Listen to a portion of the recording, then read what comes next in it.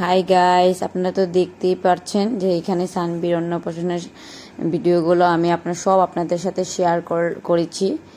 আর এখানে দেখুন সানবীর অন্নপ্রাশনের দিন সানবীকে নিয়ে আমি খেলা করছি। আর ও এতগুলো বেলুন দেখে খুব ফুর্তি ভাবছিল, এগুলো কি কি খুব ভালো লাগছিল, ও খেলা করতে চাইছিল, তার জন্য আমি খেলা করাচ্ছি। আর এদিকে দেখুন কত সুন্দর বেলুনগুলো লাগিয়েছে, ঘরটা কি ভালো লাগছিল সেদিন। আর এখানটায় আমার মা রান্না করছে, আর এখানে হর্ষ কান্না করছে, ওর বাবার সাথে যাবে। ওদিনকে কত কাজ ছিল, ওর বাবার এখানে যাচ্ছে ওখানে যাচ্ছে, দৌড়াদৌড়ি আছে, ও বাবার সাথে সাথে থাকবে, তার জন্য ওর দিদনে ওকে নিয়ে আছে, কান্না থামাচ্ছে। আর এদিকটায় আমার মা রান্না করছে। আর এইখানে দেখুন রান্না হয়েও গিয়েছে, সকাল একদম 5টা থেকে রান্না করছে। সকাল আগের দিনকেই সব রেডি করে রেখেছিল, না হলে তো আরও লেট হয়ে যেত। দুপুরবেলার নিমন্ত্রণ ছিল সবাইকে, রাত্রেবেলা নয়, তার জন্য রাত্রেবেলায় আগের দিন রাত্রি সব রেডি করে রেখেছিল। আর তারপরের দিনে দেখুন এখানটায় ভোর 5টা থেকে লেগে গিয়েছে আমার মা। আর পায়েস চাটনি ডাল হয়েও গিয়েছে ভোর 5টা থেকে লেগেছে, কারণ এত জলদি জলদি হতে পেরেছে, নাহলে তো খুব দিকদার হয়ে যেত, মানুষ এসে বসে থাকতো কিন্তু রান্না হতো না, একটা চুলায় হয়নি, কি বহুত কষ্ট হয়েছে। আর এখানে দেখুন ওদিকে মাংসগুলো ভালো করে বেছে নিয়েছে। আর এদিকটা ঘরে মাছও নিয়ে এসেছে, মাছগুলো ভালো করে বেছে নিচ্ছে, মাথাগুলো আলগা করে নিচ্ছে, কারণ মাথা দিয়ে মুড়িঘণ্ট করবে। আর ওদিকটায় আমার কাকি শাশুড়ি রান্না করছে, ঘরে সকালে খাবার জন্য রান্না করছে। আর আমার মা মাথাগুলো বেছে দিচ্ছে, মাথাগুলো ধুয়ে মুড়িঘণ্ট রান্না করবে, তার জন্য দেরি হয়ে যাচ্ছে।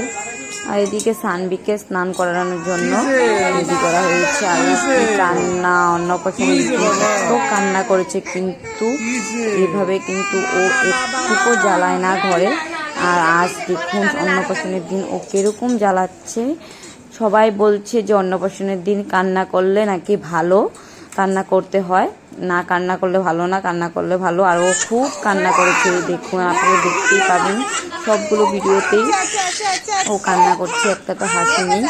আর এখানে দেখুন স্নান করাতেই পারেনি ভালো করে, নিয়মটুকু করেছি, স্নান হয়ে গেল। এখন মানে স্নান করানোর পর অল্প মন্দিরটা দর্শন না করলে ভালো লাগে না, তার জন্য ওকে মন্দিরে নিয়ে যাচ্ছি। স্নান করানোর পর রেডি করে সবাই মিলে আমরা মন্দিরে চলে যাচ্ছি।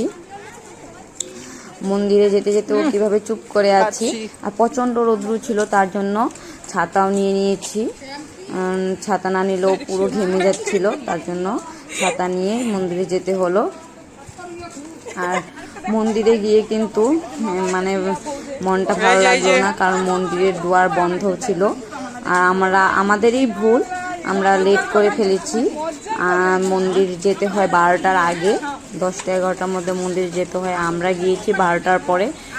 কি করব, মানে কি মানুষজন ওদিকে ওদিকে কাজ করতে করতে মানে লেট হয়ে গেছে, এদিকে দেখতে হয় ওদিকে দেখতে হয়, আবার সানবীকেও খাওয়াতে হয়, রেডি করাতে হয়, খুব কান্না করছিল, এইসব করতে করতেই দেরি হয়ে গেল। আর এদিকটায় আমরা মন্দিরে চলে এসেছি, কিন্তু মন্দিরে এসে একটুকু ভালো লাগেনি, বাইরেই বসেছিলাম, মন্দির দর্শন করতে পারিনি।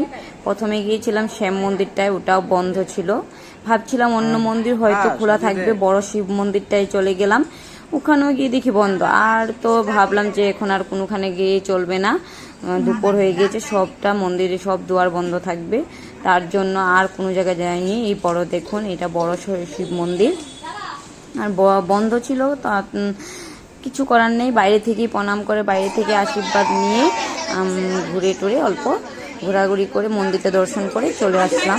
ঘরে এসেও তো সানবীর নিয়ম, আর এখানেও ও কি কান্না করছে, নিয়মগুলো করানো যাচ্ছে না, খুব কান্না করছে। এখানে মামাকে দিয়ে পায়েস খাওয়াতে হয়, আর কি নিয়ম ছিল, সোনার রূপা ধান দ্রব্য মাটি তোমার কলম বই এগুলো দিয়ে কোনটা মানে ধরতে হয়, তো ধরতেই পারছে না, খালি কান্নাই করছে। আর এখানে ধরানোর চেষ্টা করা হচ্ছে, কিন্তু কিছুতেই মানে কান্নাই করে যাচ্ছে, খুব কান্না করেছে, এত কান্না করেছে অন্নপ্রাশনের দিন। আর এখানে দেখুন ওকে এখন আর মামায় পায়েসটা মুখে দেওয়া হবে, এটা নিয়ম আমাদের। আগে পায়েসটা দিতে হয়, তারপরে মানে ভাত দেয়, আগে মুখে পায়েসটা লাগানো হয়। এখন দেখুন পায়েসটা দিয়ে দিয়েছে মুখে, দিতেই পারছে না, পুরো কান্না করতে করতে ওর হিচকি উঠে গিয়েছে। আর এখানে নিয়মগুলো হচ্ছে, সবাই ভিড়, এত ভিড় ছিল, সবাই মানে দেখছে নিয়মগুলো, সবারই ইচ্ছে হয় নিয়মগুলো দেখতে। এই যে মানে কি ও ভয় খেয়ে যাচ্ছে, এত মানুষ কোনোদিনও দেখেনি, তার জন্য ভয়ে শেষ, ও তার জন্যই কান্না করছে। দেখুন এখন ওর বাবা আশীর্বাদ দিল, দেখুন কীভাবে হেঁচকাচ্ছে। এখন মানে কেউ আশীর্বাদ দিতে পারেনি, আমার মা জেঠু শ্বশুর কেউ দিতে পারেনি, সবাই মানে একটু কান্না করছে। ওর বাবা জোর জবরদস্তি করে ওকে আশীর্বাদ দিয়ে দিল। আশীর্বাদ দিয়ে এখন আর অল্প নিয়ম আছে, একটু হলে বেশ ঝামেলা শেষ। আমি ভাবছিলাম কতক্ষণে মানে শেষ হবে নিয়মগুলো, কারণ সানবির এই কান্না দেখে আমার আর ভালো লাগছে না। আর এখানটায় ওকে ভাত খাওয়ানো হচ্ছে, মামাকে দিয়ে ভাত খাওয়াতে হয়। আর ওর তো নিজের মামা নেই, আমার কাকার তো ভাই ছিল এটা, তার জন্য ওকে দিয়েই খাওয়াচ্ছে। ও ছোটো, ভালো করে পারছে না সামলাতে, আর এইভাবে কান্না করলে কে সামলাতে পারবে? কেউই সামলাতে পারবে না। খুব কান্না করছিল, দেখুন কান্না করে মানে ও তো ছোটো বাচ্চা, ও রাগ সামলাতে পারছে না, পড়ে যাচ্ছে। মানে যেমনি তেমনি আর নিয়মটা করা হলো। সব অল্প অল্প করে সব মাছের ঝোল, ডাল, মুড়িঘণ্ট, টক, চাটনি, পায়েস সবগুলো অল্প অল্প করে নিয়ে ভাতটা মেখে 3বার সঙ্গে সঙ্গে ফেলে তারপরে ওর মুখে দিতে হয়, 3বার ফেলে দিতে হয়। আর ও দেখুন ওর কুলে থাকছেই না। তারপর আমার পিসি শাশুড়ি নিল, ওকে চুপ করাচ্ছে। আর আমি জলদি করছি যে জলদি কর, ও কান্না করতে করতে বমি না করে দেয়। আমার খুব টেনশন হয়েছিল, সবাই একদম ঘিরে আছিল। আর একটু গরমের মধ্যেও ওর অশান্তি লাগছিল। আর ড্রেসটা আমি লগেই খুলে দিয়েছি মন্দির থেকে আসার পর, নিয়মটুক করার পর। আর দেখছি পারছে না, কান্না করছে।